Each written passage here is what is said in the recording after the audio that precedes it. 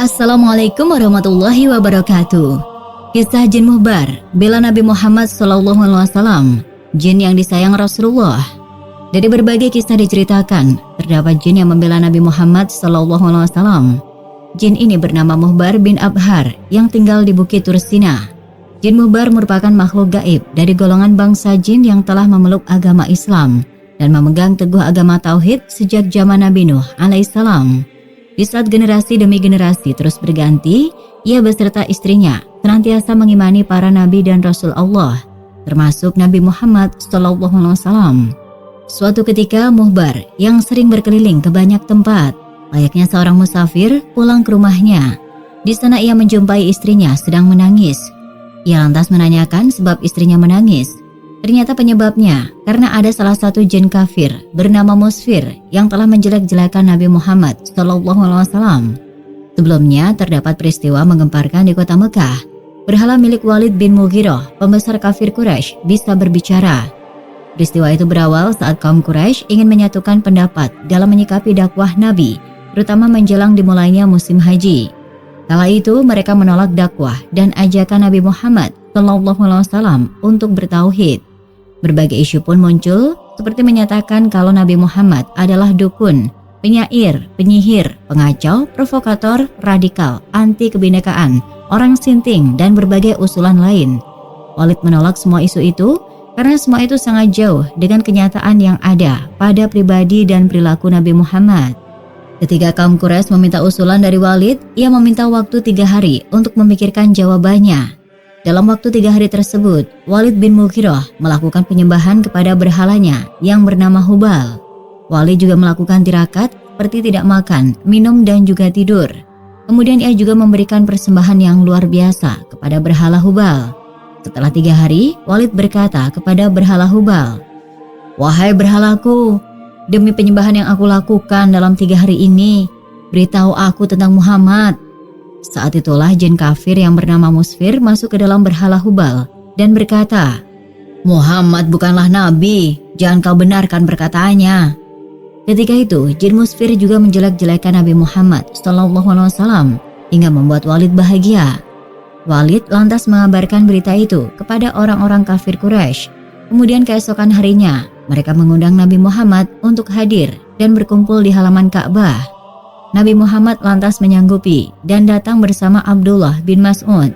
Saat semua telah berkumpul, mulailah Walid memberi persembahan kepada berhalanya dan menanyakan seperti hari sebelumnya. Jin Musfir segera masuk ke dalam berhala Hubal, kemudian berbicara dan menjelek-jelekan Nabi Muhammad.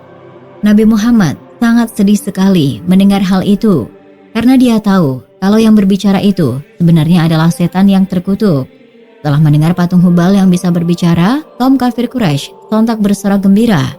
Peristiwa inilah yang awal mulanya membuat istri Jin Muhbar menangis. Jin Muhbar lantas sangat marah sekali. Ia kemudian mencari jejak jin kafir Musfir dan mengejarnya hingga membawanya ke Mekah.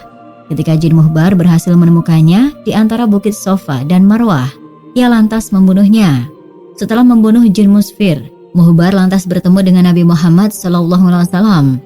Jin Muhbar lalu menceritakan siapa dirinya dan menceritakan jika ia baru saja membunuh jin kafir dan jahat bernama Musfir.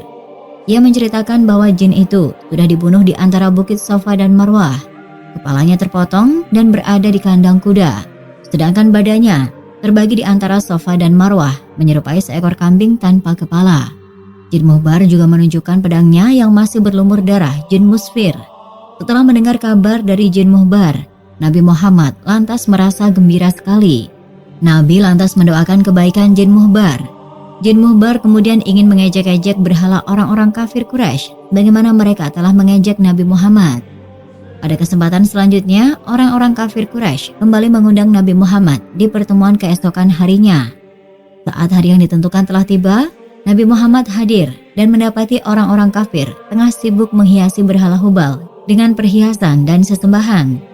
Orang kafir Quraisy kemudian meminta berhala Hubal untuk mengejek Nabi Muhammad kembali. Saat itulah Jin Muhbar lantas masuk ke dalam berhala Hubal dan mengeluarkan perkataan yang sangat mengagetkan kaum kafir Quraisy.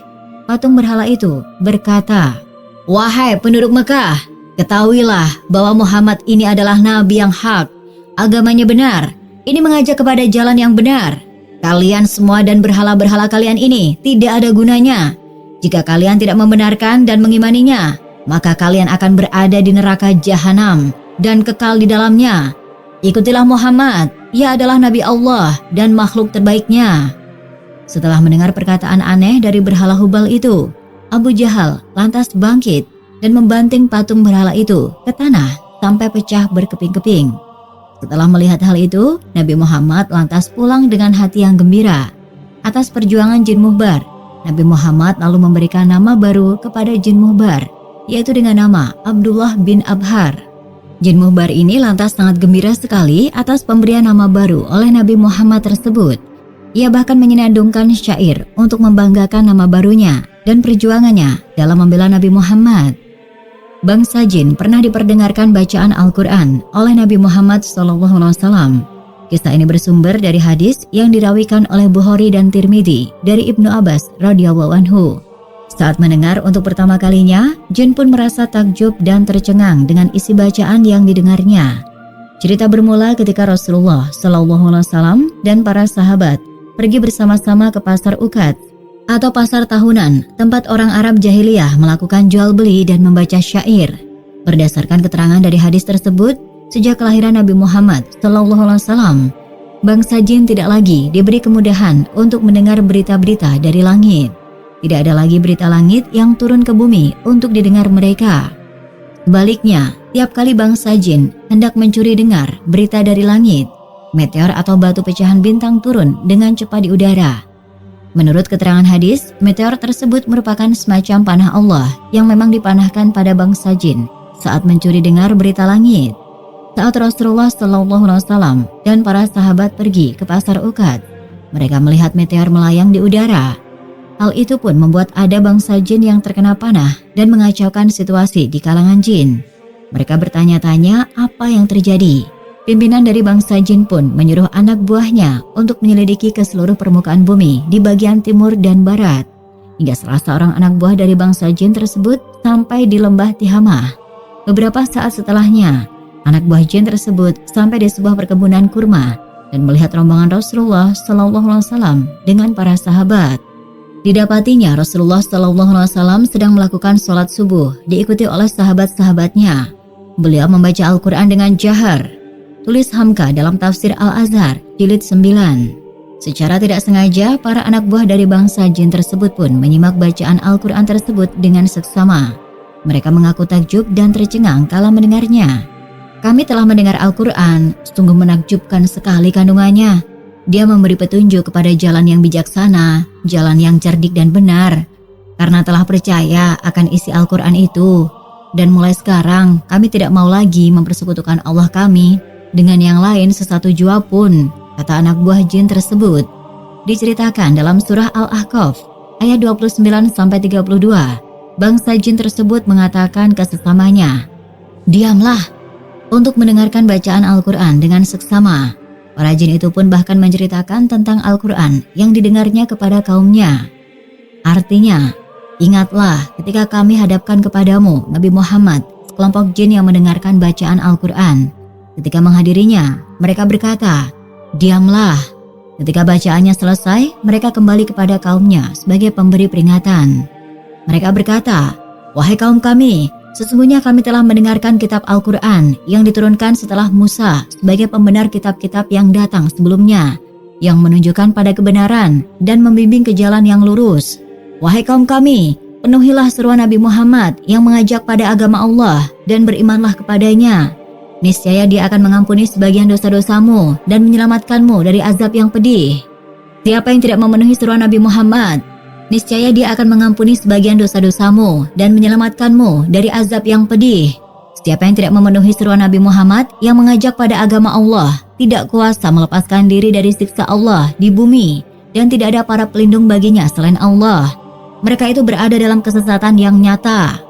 Berdasarkan ensiklopedia Al-Quran dan Hadis Pertema, bagian 1, Khalik dan Makhluk oleh Alita Aksara Media, memang ada sebagian jin yang beragama Islam. Kemudian para jin itu pun mengabarkan pada kaumnya tentang Al-Quran yang dia dengar. Wallahu a'lam, wassalamualaikum warahmatullahi wabarakatuh.